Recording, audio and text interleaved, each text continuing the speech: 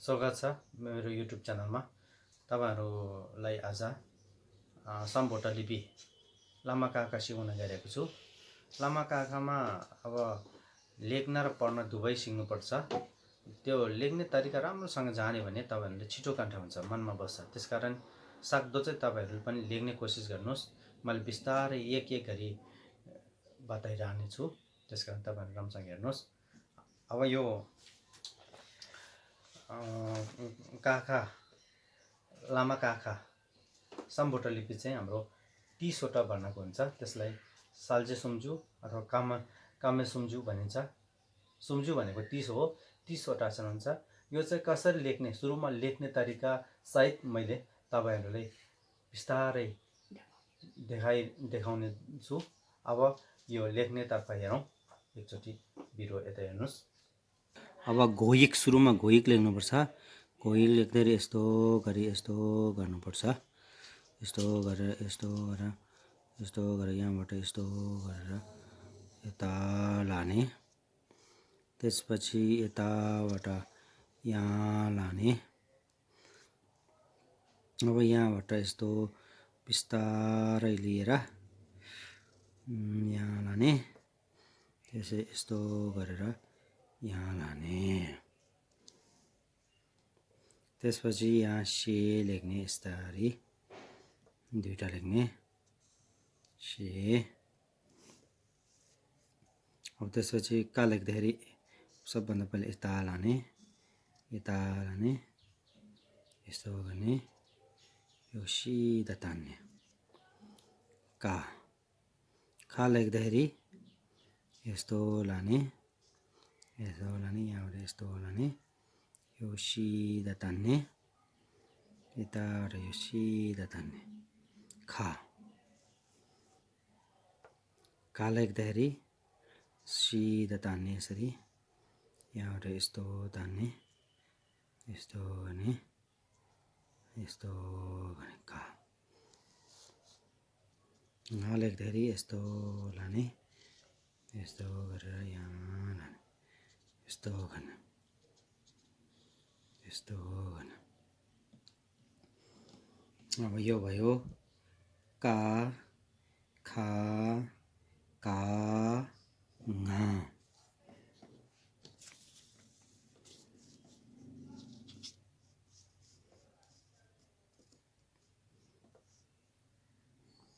अब यस्तो लेख्ने, यहाँ लेखेर यहाँबाट यस्तो गरेर यो च्या लेख्ने, यस्तो गर्ने, यस्तो गरेर च्या लेख्ने, यस्तो गर्ने, यस्तो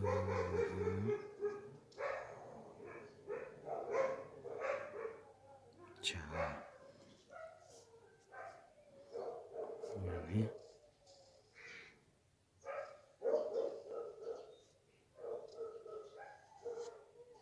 यहाँ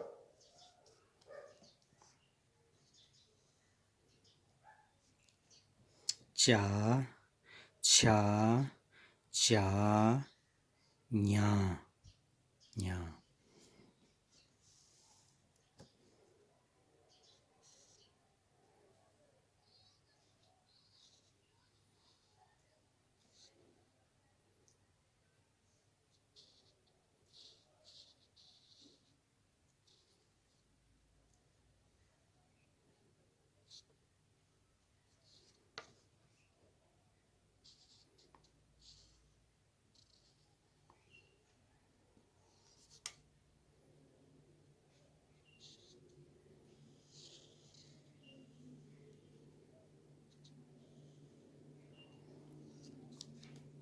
ता था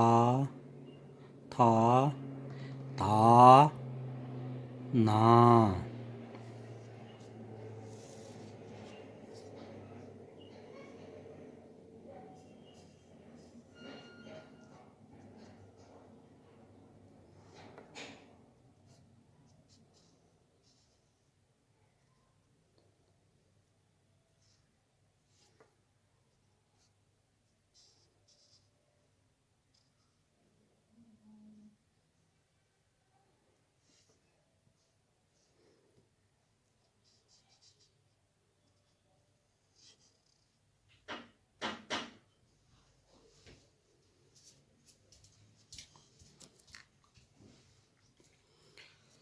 पा फा पा मा मा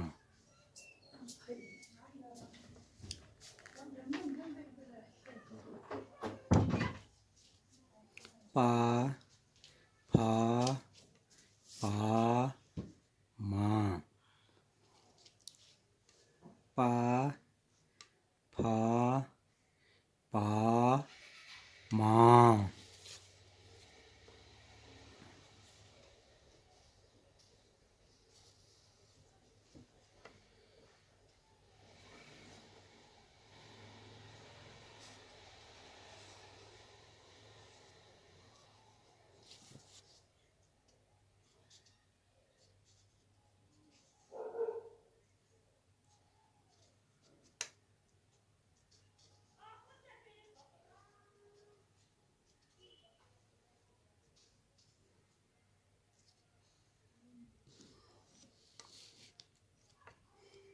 चा छा जा वा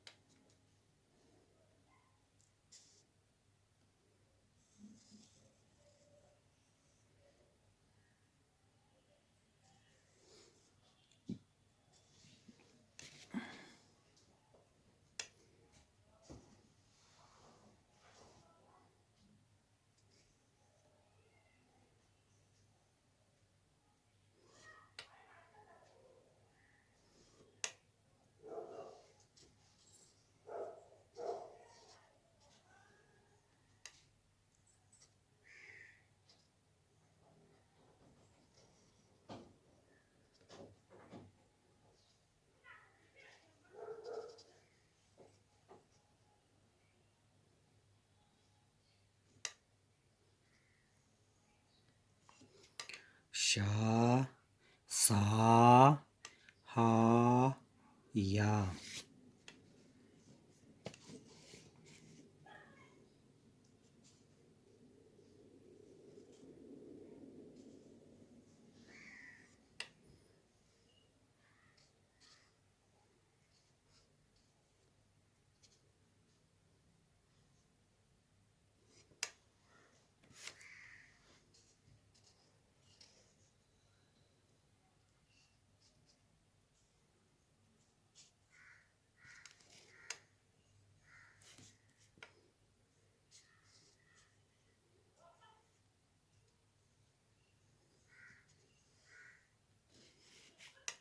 रा ला शा सा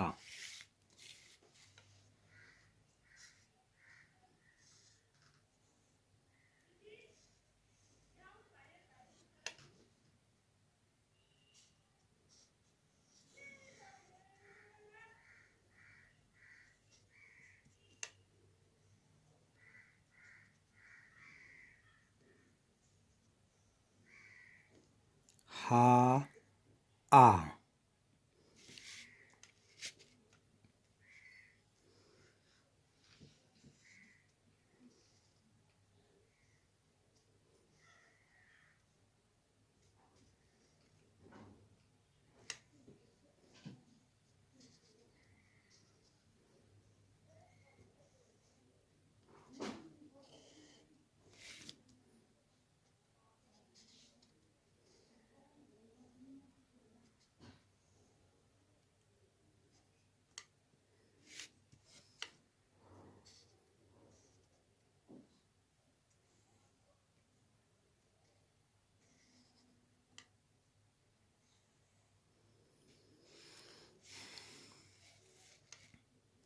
की कु के को काममा यस्तो माथिबाट यस्तो दिएको छ भने यसलाई चाहिँ की भन्ने। अब यो यस्तो दिएको अक्षरलाई चाहिँ किगु भन्छ। किगु यो माथिको छ नि, यो माथिबाट यस्तो घुमाएर यस्तो राख्यो, यसको नाम चाहिँ किगु हो। यो दिएको छ भने चाहिँ की भन्नु पर्यो। की भन्नु, की। अब यो काममा चाहिँ यो यस्तो गरेर मुनिबाट यस्तो दियो भने स्याप्क्यु भन्नु पर्यो। स्याप्क्यू भन्नु पर्यो स्याप्क्यू। अब स्याप्क्यू भने मुनिबाट माथि यस्तो घुमेको स्याप्क्यू। यो दिएपछि चाहिँ कु भन्नु पर्यो कु भन्नु कु। अब यक्कामा यस्तो एउटा मात्र यस्तो देखाउने के भन्नु पर्यो। यसको माथिको नाम चाहिँ ढेङ्बो भन्छ ढेङ्बो भन्छ के हुन्छ। यो माथिबाट यस्तो दिएको यसको नाम चाहिँ नारो हो नारो नारो नारो भन्छ यसलाई नारो भन्छ। यो दिएपछि को भन्नु पर्यो। अब हामीले पहिले जस्तो गरेर का किगु कि का स्याप्क्यू कु का ढेङ्बो के का नारो को यस्तो पढ्नेलाई चाहिँ झोलोक भन्छ। अब अहिले चाहिँ हामीले अरू इङ्ग्लिस जानेको अनि अर्को नेपाली जान्ने अरू जान्ने अब एउटा मात्र होइन अरू आचारहरू जानेको मान्छेले चाहिँ यो झोलो पढेर बस्नु पर्दैन। यो झोलो पढ्नु पर्दैन। इङ्ग्लिस आउने मान्छेले झोलो पढ्नु पर्दैन। नेपाली आउने मान्छेलाई झोलो पढ्नु पर्दैन। सिधै पढे हुन्छ।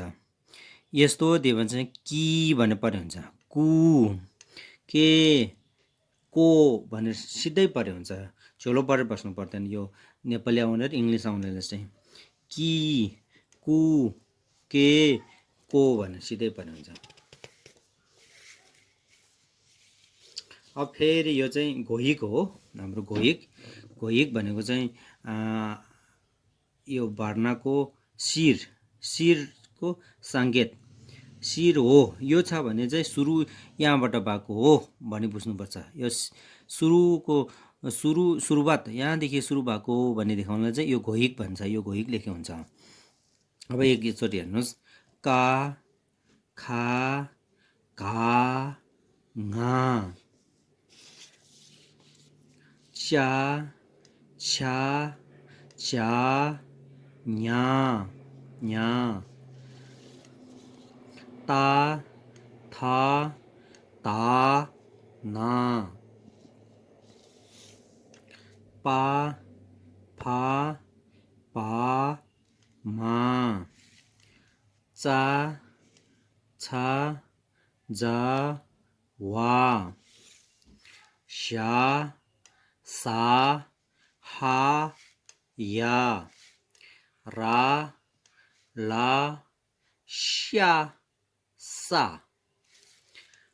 हा आ कि कु के को कि कु के को।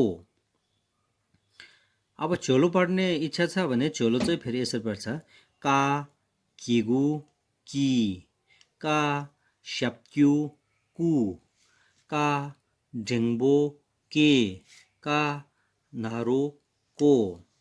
अब यसमा चाहिँ यो हाम्रो सम्भोटा लिपि अब सम्भोटा लिपिको भर्नामालामा चाहिँ यो हाम्रो काखामा चाहिँ जम्मा 30वटा अक्षर हुन्छ। 30वटा 30वटा 30वटा अक्षर हुन्छ यसमा। यो चाहिँ याद राख्नु पर्यो तपाईँहरूले। यो 30वटा हुन्छ। 30वटाले चाहिँ हाम्रो अब तिब्बतियनमा चाहिँ कामे सुम्जु भन्छ नि कामे सुम्जु भन्छ। अब 30वटालाई 30लाई चाहिँ सुम्जु भनिन्छ नि त्यसकारण कामे सुम्जु भन्छ। यसलाई साल्जे सुम्जु पनि भन्छ। यो काका आमालाई चाहिँ यो जम्मा 30वटा हुन्छ। यो त याद राख्नुहोस्। अनि यो लेख्न चाहिँ नभुल्नु होला है। अघि मैले यसरी देखाएको बिस्तारै राम्रोसँग हेर्नुहोस्। यो लेख्ने तरिका जति लेखेर आवेश गर्यो भने चाहिँ छिटो सिक्छ। त्यसकारण तपाईँहरू सबैले आमाहरू भए नि अब अरू जो भर्खरको यङ दाजुभाइ दिदीबहिनी जो छ भने उहाँहरूले पनि यो लेख्न अभ्यास गर्नुहोस्। लेख्न अभ्यास गर्नु भने चाहिँ छिटो सिक्छ। ल आजलाई चाहिँ यति नै। अब मेरो यो च्यानलमा तपाईँहरूले सब्सक्राइब लाइक कमेन्ट गरिदिनुहोस्। अनि त्यसो गर्दाखेरि चाहिँ मैले हालेको भिडियोहरू चाहिँ तपाईँहरूसम्म चाहिँ पुग्न सजिलो हुनेछ। धन्यवाद।